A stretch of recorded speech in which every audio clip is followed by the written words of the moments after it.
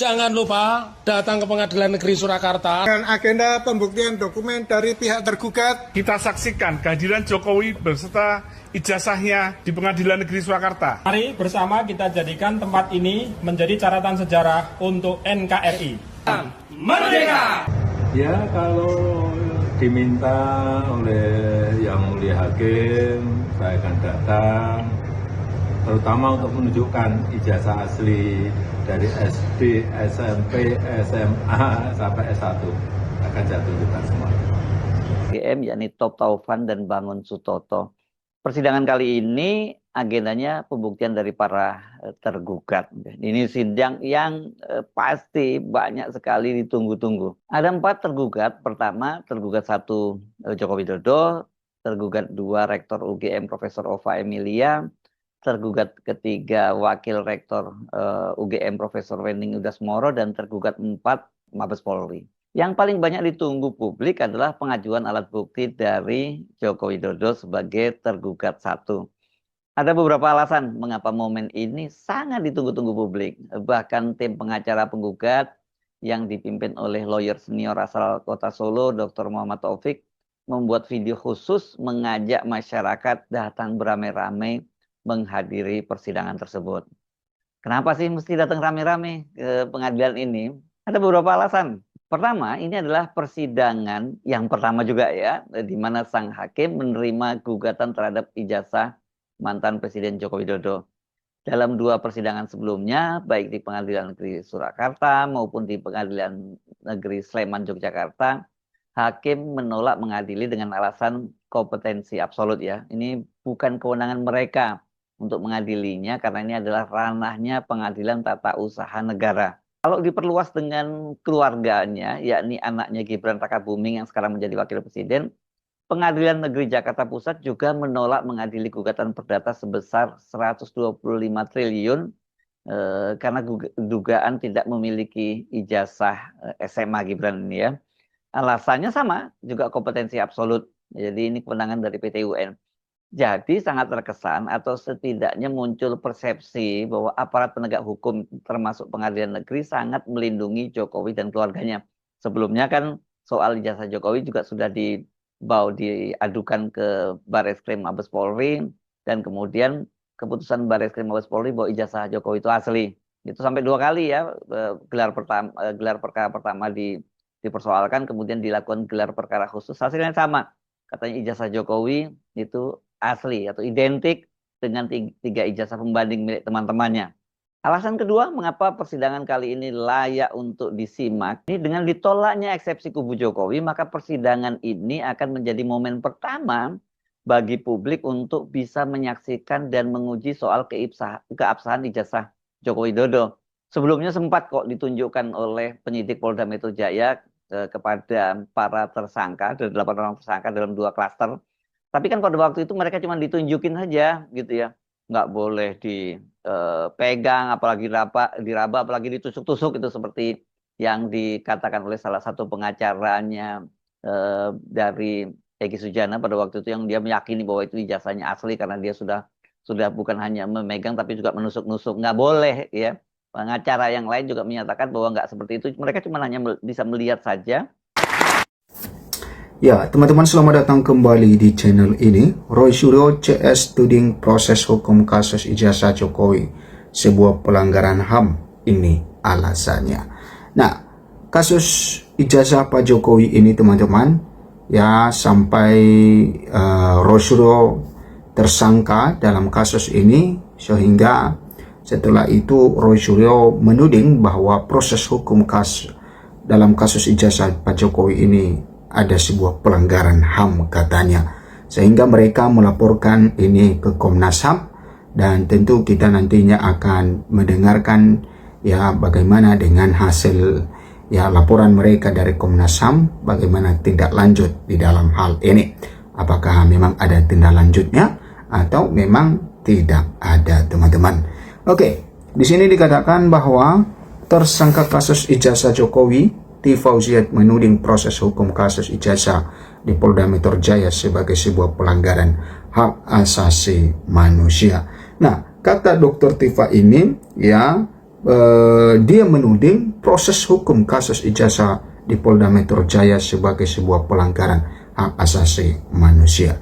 Nah, kalau kita melihat apa yang disampaikan oleh Profesor Mahfud MD juga teman-teman, bahwa sebenarnya dalam kasus ijazah Pak Jokowi ini, karena yang dipersoalkan duduk persoalannya adalah mengenai masalah ijazah, ya, ijazah Pak Jokowi itu, ya, Roy Suryo menuding bahwa ijazah Pak Jokowi 99,9% palsu katanya, ya, bukan 100% ya, 99,9%. Maka karena duduk persoalannya adalah ijazah, maka kata Profesor Mahfud MD harusnya baru ada yang tersangka itu, ya, kalau dibuktikan dulu, ya, ijazah itu asli atau tidak. Ya, makanya banyak sekali pakar hukum yang bersuara memberikan tanggapan mereka ketika Roy Suryo CS ditetapkan sebagai tersangka. Ya, kemarin, ya, dibagi ke dalam 2 klaster teman-teman. Klaster pertama 5 orang, klaster kedua 3 orang. Dan tentu setelah Damai Hari Lubis dan Egy Sujana tidak lagi tersangka dalam kasus tudingan ijazah Pak Jokowi, maka, ya, klaster pertama itu tinggal 3 orang lagi. Artinya tinggal 6 orang lagi yang jadi tersangka. Nah, kita kembali seperti apa yang disampaikan oleh Profesor Mahfud MD, bahwa prosesnya harusnya baru ada yang jadi tersangka itu adalah ketika, ya, ijazah yang dipersoalkan, yang dipermasalahkan itu adalah, ya, sudah dibuktikan asli atau tidak. Karena kan masalah pokok utamanya adalah masalah ijazah. Nah, mungkin sama dengan apa yang disampaikan oleh Dr. Tifa ini, makanya dia mengatakan bahwa dalam proses hukum kasus ijazah di Polda Metro Jaya sebagai sebuah pelanggaran hak asasi manusia. Nah, apakah memang sama seperti itu? Kita lihat teman-teman.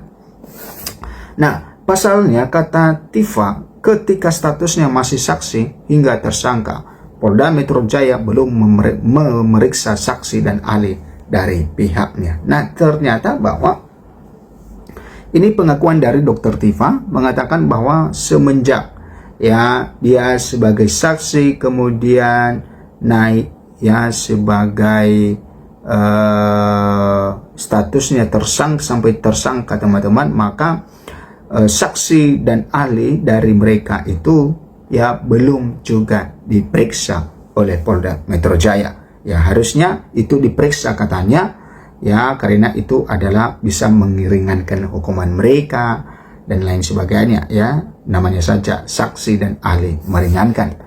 Nah, atas dasar itu Tifozia bersama 2 rekannya, yaitu Roy Suryo dan Rismon Syahniper, melaporkan ke Komnas HAM. Nah, ternyata mereka melaporkan itu karena dasar itu tadi teman-teman, ya, sejak mereka jadi saksi sampai tersangka, ya, belum diperiksa saksi dan ahli mereka, ya, sehingga itu diduga ada proses pelanggaran HAM di dalam hal itu, sehingga, ya, RRT ini, Roy, Rismon, dan Tifa melaporkan itu ke Komnas HAM.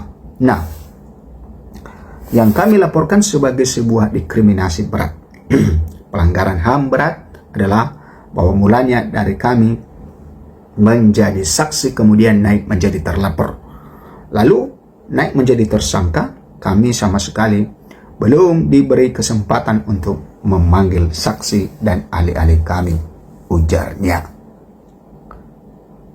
Nah, itu teman-teman, ya, mengenai pernyataan yang disampaikan oleh Dr. Tifa, ya, karena ini kan kasus sudah katanya sudah dilumpahkan ke kejaksaan, maka, ya, sedangkan seperti yang disampaikan oleh Dr. Tifa itu tadi bahwa, ya, mereka, saksi dari mereka belum juga diperiksa.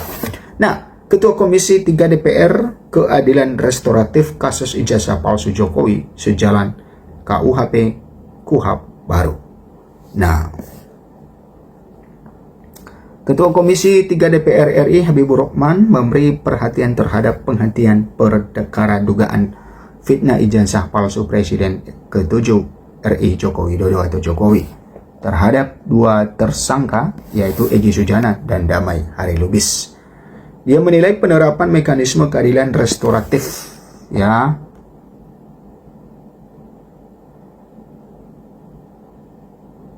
penyelesaian perkara melalui perdamaian berujung pada penghentian penyidikan dipandang sebagai implementasi awal dari penguatan pendekatan pemidanaan. Menurut Habibur Rahman, penerapan RJ dalam perkara dengan tersangka Egy Sujana dan Damai Lubis menunjukkan perbedaan mendasar dibandingkan praktis sebelumnya. Dia menilai dalam rezim KUHP dan KUHAP lama, keadilan restoratif kerap sulit diterapkan karena belum memiliki pengaturan yang eksplisit. Nah, penerapan mekanisme keadilan restoratif dalam kasus ini merupakan bukti bahwa KUHP dan KUHAP baru dirancang untuk menghadirkan keadilan dan kemanfaatan hukum, ujar Habibur Rahman dalam keterangan tertulis. Ia menjelaskan bahwa pengaturan keadilan restoratif dalam KUHP dan KUHAP baru memberikan landasan normatif yang lebih jelas bagi aparat penegak hukum. Nah, dengan dasar tersebut RJ tidak lagi semata-mata bergantung pada kebijakan institusional atau diskresi, melainkan menjadi bagian dari mekanisme yang diakui secara hukum. Berbeda dengan masa lalu di mana jalan RJ relatif sempit, kini penerapannya lebih terbuka karena diatur secara khusus dalam undang-undang baru tambahnya. Nah, teman-teman, silakan memberikan komentar Anda. Sampai jumpa di video berikutnya.